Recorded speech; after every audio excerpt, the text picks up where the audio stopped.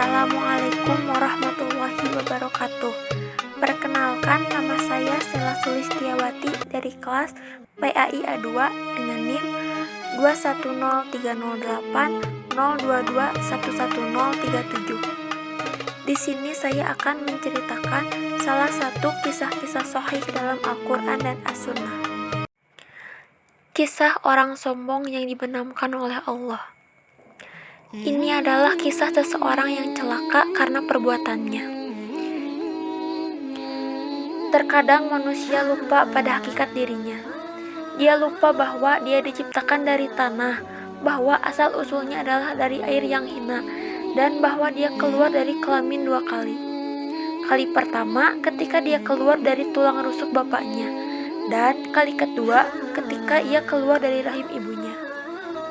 Dia lupa bahwa walaupun penampilannya menarik, pakaiannya bagus, dia tetap membawa kotoran di dalam perutnya. Dia lupa walaupun dia berbadan tinggi, dia tetap tidak bisa menembus bumi dan menggapai tingginya gunung. Ketika duri menusuknya, ia tetap berdarah. Lalat-lalat tetap mengganggunya, dan ular membuatnya takut.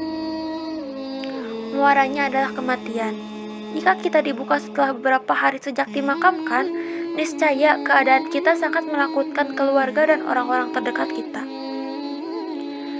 Sebagian orang lupa akan semua itu.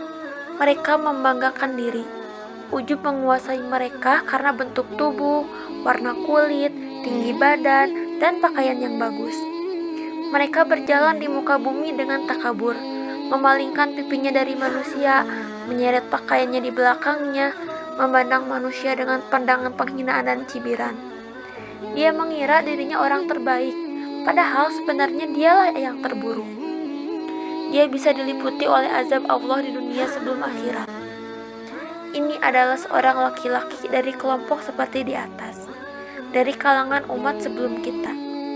Dia membanggakan dirinya. Dia keluar berjalan dengan kesombongan penuh. Dia berlenggak-lenggok dalam berjalan dan menyeret sarungnya di belakangnya. Akibatnya, Tuhannya murka kepadanya. Maka dia membenamkannya ke dalam tanah seperti Qarun sebelumnya. Dia terbenam di dalamnya sampai hari kiamat. Keagungan dan kebesaran adalah milik Allah yang Maha Esa, tidak tertandingi, menjadi tempat bergantung para makhluk, serta menguasai seluruh sifat kesempurnaan dan kemuliaan. Dan barang siapa menyombongkan diri dan takabur, maka dia telah menantang Allah dalam satu dari sifat-sifatnya. Oleh karena itu, dia berhak memperoleh azab di akhirat dan bisa pula azabnya disegerakan di dunia sebelum akhirat. Orang-orang yang sombong dan tinggi hati tidak berhak atas nikmat akhirat, karena Allah menyiapkan akhirat untuk orang-orang yang tidak ingin menyombongkan diri dan membuat kerusakan di muka bumi. Quran Surat Al-Qasas ayat 83.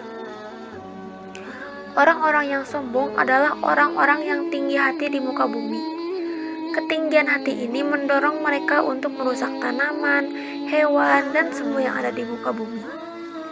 Ajaran-ajaran ilahiyah dalam jumlah yang banyak lagi melimpah melarang kesombongan, takabur, dan tinggi hati. Luqman mewasiatkan kepada anaknya, "Dan janganlah kamu memalingkan mukamu dari manusia karena sombong, dan janganlah kamu berjalan di muka bumi dengan angkuh. Sesungguhnya Allah tidak menyukai orang-orang yang sombong lagi membanggakan diri." Quran Surat Luqman ayat 18. Dalam wasiat-wasiat agung dalam surat Al-Isra terdapat larangan berbuat sombong dan takabur. Dan janganlah kamu berjalan di muka bumi ini dengan sombong, karena sesungguhnya kamu sekali-kali tidak dapat menembus bumi dan sekali-kali kamu tidak akan sampai setinggi gunung. Quran Surat Al-Isra ayat 37. Pelajaran-pelajaran dan faedah-faedah hadis. Yang pertama, takabur dan kesombongan adalah dosa besar yang bisa mencelakakan pemiliknya di dunia dan di akhirat. Yang kedua, tidak boleh menyeret pakaian. Jika itu tanpa takabur, maka ia haram atau makruh. Jika itu dengan kesombongan, maka ia dosa yang besar. Nawawi telah meringkas keterangan tentang isbal, yaitu melebihkan pakaian di bawah mata kaki. Dia berkata, Tidak boleh memanjangkan kain di bawah mata kaki jika untuk kesombongan. Jika bukan untuk itu, maka ia makruh. Dan zohir hadis-hadis mengikat isbal dengan tujuan kesombongan. Ini menunjukkan bahwa hukum haram hanya khusus untuk kesombongan. Begitulah nas Syafi'i berpijak pada pembedaan seperti yang kami sebutkan. Dan para ulama telah berijma dibolehkannya isbal bagi wanita.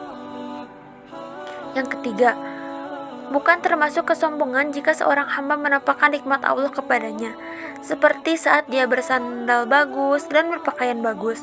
Lebih-lebih jika itu diikuti dengan syukur kepadanya, dan ini dinyatakan oleh hadis-hadis sahih.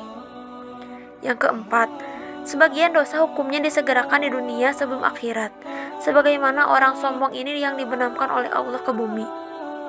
Yang kelima, menetapkan azab kubur. Orang-orang yang dibenamkan ini sebagaimana yang disampaikan oleh Rasulullah bergoncang di dalam tanah sampai hari kiamat. Hanya itu yang dapat saya sampaikan. Kurang lebihnya saya mohon maaf. Wabillahi taufiq wal hidayah. Wassalamualaikum warahmatullahi wabarakatuh.